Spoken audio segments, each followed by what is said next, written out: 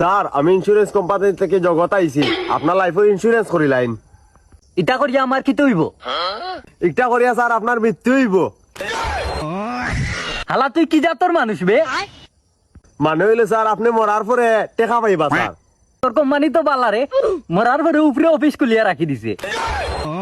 আরে স্যার মরার পরে আপনার ফ্যামিলি টেকা পাইব।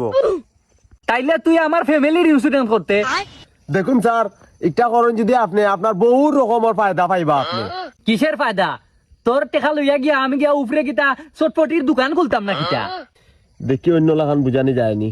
আরে স্যার আপনি একলা একলা বক বক করবানি না, আমার কথা একটু তা শুনবা।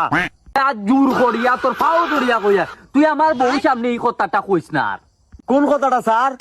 যে আমি মরার পরে সব টেকা তাই পাইব ইকান জীবনেও কইস না, নাইলে হালির ঘরের হালিয়ে আমার এই রাত্রে চার লগে বিষ খাওয়াই মারি লইব।